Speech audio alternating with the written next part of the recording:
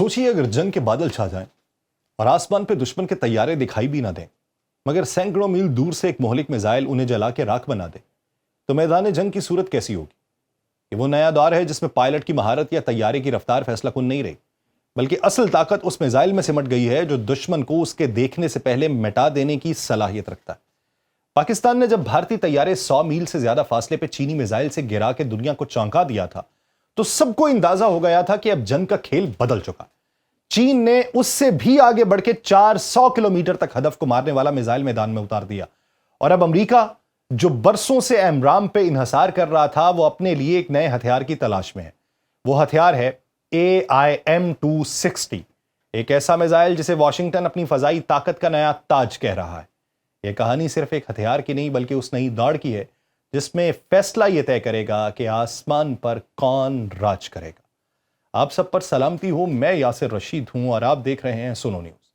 नाज़रीन, पाकिस्तान ने जब चीनी साख्ता तवील फासले तक मार करने वाले मिसाइलों से भारतीय लड़ाका तैयारे गिराए, तो यह लम्हा न सिर्फ खित्ते के तस्वीराती तवाजुन में एक बड़ी तब्दीली का इशारा था, बल्कि इसने आलमी ताकतों को भी यह सोचने पर मजबूर किया कि मुस्तकबिल की जंगें किन हथियारों के ऊपर लड़ी जाएंगी। अब कई माह बाद अमेरिका की जानिब से नए फंड्स की दरखास्त सामने आई, जिसका मकसद अपने अगले दौर के जदीद हथियार को अमली शक्ल देना है। और यह हथियार है लॉकहीड मार्टिन का बनाया हुआ AIM-260,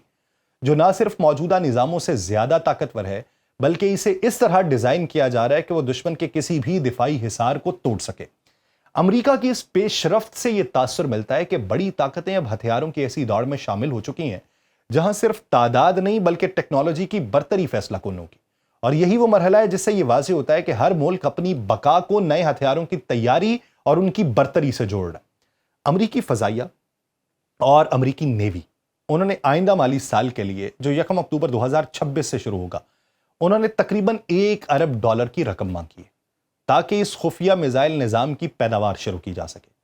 बजट दस्तावेजात और मुतल्लिका इदारों के बयानात के मुताबिक यह इकदाम इस बात का वाज़ेह सबूत है कि अमरीका इस मंसूबे को किसी आम हथियार की बजाय एक फैसला कुन टेक्नोलॉजी के तौर पे देख रहा है। इतनी बड़ी सरमायाकारी इस अमर की निशानदेही करती है कि अमरीका आने वाले बरसों में अपनी फजाई और बहरी ताकत को इस नए मिसाइल के जरिए एक बिल्कुल मुख्तलिफ सतह पे ले जाना चाहता है।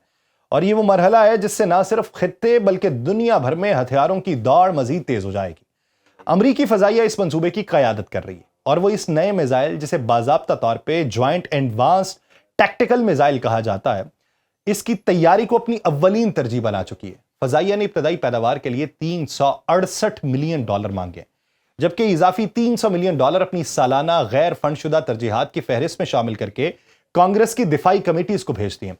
दूसरी तरफ अमरीकी बहरिया ने भी इस मंसूबे में अपना हिस्सा डालते हुए $301 मिलियन की दरखास्त की है। और ये इदादोशुमार इस बात की अक्कासी करते हैं कि ना सिर्फ फजाइया बल्कि बहरिया भी इस मंसूबे को अपनी मुस्तकबिल की जंगी हिकमत अमली के लिए बुनियादी सतून समझ रही है, और दोनों शाखों की यकसां दिलचस्पी इस मिसाइल को एक ऐसे मुश्तरका हथियार के तौर पर पेश कर रही है जो अमरीका की अस्करी बरतरी को नई जहत दे देगा।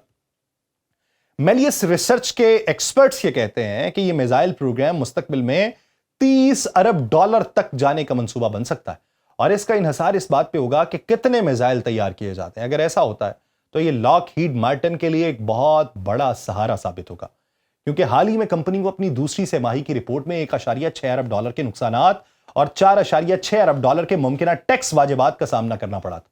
और इस पस मंजर में यह मंसूबा न सिर्फ अमरीका की दिफाई तैयारियों के लिए अहम है, बल्कि कंपनी की माली सेहत के लिए भी एक निजात दहिंदा की हैसियत रखता है। यानी धंधा है, जंग का धंधा, खौफ का धंधा, और यह धंधा अब बेचा जाएगा। सनत और सियासत दोनों की नजरें इस धंधे के ऊपर जमी हुई हैं। और एक तज्जियाकार मेलियस रिसर्च के हैं स्कॉट माइक्स, उनके मुताबिक लॉकहीड मार्टिन के मिसाइल्स जो है एंड फायर कंट्रोल डिवीजन जो है, इसके लिए मुनाफा बख्श तरक्की इंतहाई अहमियत रखती है। और उन्होंने कहा है सवाल ये कि क्या कंपनी इस खुफिया मिसाइल प्रोग्राम जिसे AIM-260 समझा जा रहा है, इस पर मुस्तकबिल में मजीद माली बोझ या इजाफी नुकसानात से बचने में कामयाब हो पाएगी या नहीं। और यह तज्जिया इस बात को भी उजागर करता है कि अगरचे मंसूबा टेक्नोलॉजी के लिहाज से अमेरिका को बड़ी बरतरी दिला सकता है, लेकिन फिर इसकी माली पेचीदगी और मुमकिना इजाफी अखराजात जो हैं, ये लॉकहीड मार्टिन के लिए एक बड़ा इम्तिहान बनेंगे। जब यह मिसाइल बिलाखिर मैदान में उतारा जाएगा तो यह अमेरिका का सबसे जदीद फजा से फजा में मार करने वाला हथियार बनेगा, और यह मकाम अब तक RTX कंपनी के AIM-120 एमराम के पास है। جو 1993 میں متعارف ہوا تھا اور وقت کے ساتھ ساتھ مزید جدید تر شکل اختیار کرتا چلا گیا۔ امریکی فضائیہ نے یہ تو واضح نہیں کیا کہ اس نئے میزائل میں ایسی کون سی پیش رفت ہوئی ہے جس نے اسے اب پیداوار کے مرحلے میں جانے پہ قائل کر لیا، مگر یہ خاموشی خود اس بات کا اشارہ ہے کہ منصوبے کے کئی پہلو نہایت خفیہ رکھے گئے۔